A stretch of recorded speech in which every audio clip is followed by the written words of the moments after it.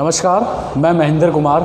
आज हम बात करेंगे 10वीं क्लास की सामाजिक विज्ञान की आपकी जो लोकतांत्रिक वाली बुक है उसके बारे में हम बात करेंगे। और ये जो चैप्टर आपका छठा चैप्टर है राजनीतिक दल, और ये पार्ट 2 है इस वीडियो का। पार्ट 2 से पहले भी हम इस चैप्टर पर जो है एक वीडियो बना चुके हैं, दूसरे नंबर का वीडियो है। तो आज हम बात करेंगे राजनीतिक दलों के कार्यों की। ठीक है कि राजनीतिक दल के कार्य कौन कौन से होते हैं। तो जो सबसे पहला कार्य है राजनीतिक दलों का वो है चुनाव लड़ना। किसी भी राजनीतिक दल का जब निर्माण होता है तो उसका पहला लक्ष्य होता है चुनाव को लड़ना, चुनाव को जीत कर सरकार का बनाना, निर्माण करना। तो चुनाव लड़ता है सबसे पहले राजनीतिक दल। ठीक है, भारत में जो है लोकसभा, विधानसभा या नगर निगम की जो चुनाव है 5 वर्षों में एक बार होते हैं, तो वो 5 वर्षों में चुनाव लड़ते हैं। इसके अलावा जब अस्थिर सरकारें आती हैं और समय से पहले सरकारें गिर जाती हैं, जब भी चुनाव हो जाते हैं, ठीक है, पूर्व चुनाव, उपचुनाव, उन चुनावों में जो है राजनीतिक दल भाग लेते हैं। तो पहला जो काम है, कार्य है, वो है चुनाव लड़ना। दूसरा जो पॉइंट है सरकार बनाना व चलाना। ठीक है, अगर चुनाव लड़ा है, चुनाव लड़ने के बाद में बहुमत आपको मिला है, मेजॉरिटी मिली है, तो आप सरकार बनाते हैं। और सरकार बनाने के पास आपके पास शासन कार्य के जो है जिम्मेदारियां आ जाती है, और जिम्मेदारियां आने के बाद आप कानून बनाते हैं, चलाते हैं, और उसमें कैसे कैसी नीतियां होंगी उन सब का आप निर्माण करते हैं। तो दूसरा कार्य आपका होगा सरकार बनाना व चलाना, डिसीजन लेना। इसके अलावा जो तीसरा कार्य है राजनीतिक दलों का, जिसकी आज बहुत ज़्यादा ज़रूरत महसूस की जा रही है, वो है विपक्ष के रोल के, विपक्ष की भूमिका की या विपक्ष के कार्यों की। ठीक है, कोई भी सत्तावादी पार्टी जो राजनीतिक दल होता है, जिसके पास सरकार का संचालन होता है, ठीक है, उसको बहुमत मिला होता है, तो वो मनचाहे फैसले लेता है, ठीक है, अपने राजनीतिक दल का विस्तार देने के लिए।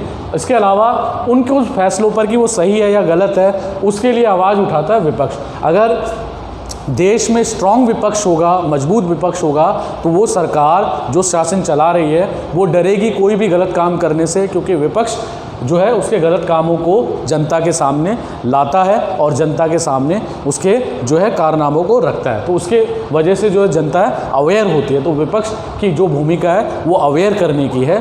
इसके अलावा जो उसका चौथा कार्य है कानून बनाने में महत्वपूर्ण भूमिका। देखिए, जैसा मैंने पहले ही बताया था आपको, सरकार बनाना व चलाना, तो कानून बनाने का काम भी जो है राजनीतिक दल ही करते हैं, क्योंकि राजनीतिक दलों के मुद्दे होते हैं, इश्यूज़ होते हैं जिन पे वो बात करते हैं। उन मुद्दों में कानून बनाने के ऊपर भी जो है सहमति बनती है और उनको लेकर वो महत्वपूर्ण भूमिका निभाते हैं। इसके अलावा इसका 5वां जो पॉइंट है जनमत का निर्माण।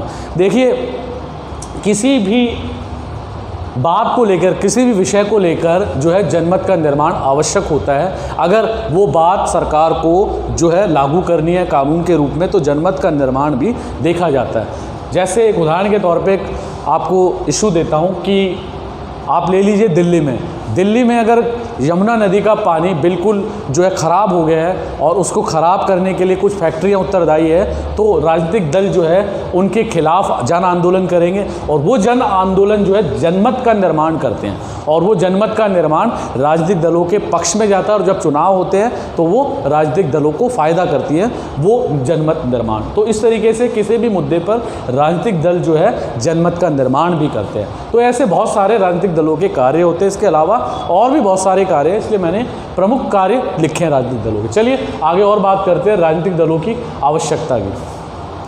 इस जो पॉइंट में है राजनीतिक दलों की आवश्यकता हमें क्यों महसूस है, तो सबसे पहले मैं मुद्दों पर राय की बात करूंगा कि बहुत सारे हमारे देश में इश्यूज़ हैं, विषय हैं जिन पर आम राय की ज़रूरत होती है। तो वो आम राय जो है, कंबाइंड राय जो है, राजनीतिक दल ही बनाते हैं। ठीक है, लोगों को अवेयर करते हैं, सूचना देते हैं, जानकारियाँ देते हैं, जिसके माध्यम से जो जनता है इस बात को सोचती है कि, और राजनीतिक दल के पक्ष में वो फैसले लेती है। इसके अलावा लोकतांत्रिक व्यवस्था के लिए भी आवश्यक होते हैं राजनीतिक दल।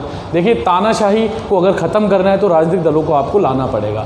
इस समय विश्व में हर देश में आपको राजनीतिक दल मिलेंगे जो कार्य करते हुए देखे जाते हैं। इसके अलावा ये लोकतांत्रिक व्यवस्था के लिए अच्छे माने जाते हैं और उनके सूचक भी होते हैं। और अगला जो पॉइंट है, देश के प्रति उत्तरदायी सरकार के लिए भी आवश्यक होते हैं राजनीतिक दल, क्योंकि उत्तरदायी अकाउंटेबिलिटी तय होती है कि कौन सा कार्य राजनीतिक दल कर रहा है, उसके लिए उसकी जिम्मेदारी तय होती है। अगर वो कार्य सही नहीं होता तो राजनीतिक दल जो है उसकी जो छवि है वो जनता के बीच में खराब होती है। अगले चुनाव में जनता उसका बहिष्कार कर देती है या उसको हरा देती है, उसको वोट नहीं देती। तो ये जो चीज़ें हैं इसके लिए ज़रूरी है राजनीतिक दल के लिए। इसके अलावा सरकार का समर्थन करने व उस पर अंकुश रखने हेतु भी राजनीतिक दल की आवश्यकता होती है। देखिए, राजनीतिक दलों से ही सरकार का एक छोटा सा हिस्सा जो है सरकार चलाता है। राजनीतिक दलों का एक हिस्सा सरकार के रूप में जो है एक सरकार को चलाता है और उसको जो है समर्थन वही राजनीतिक दल देते हैं और राजनीतिक दल देता है। अगर उस समर्थन के दौरान अगर कोई बात ऐसी है जो जनता के हित में नहीं है, जनहित में नहीं है,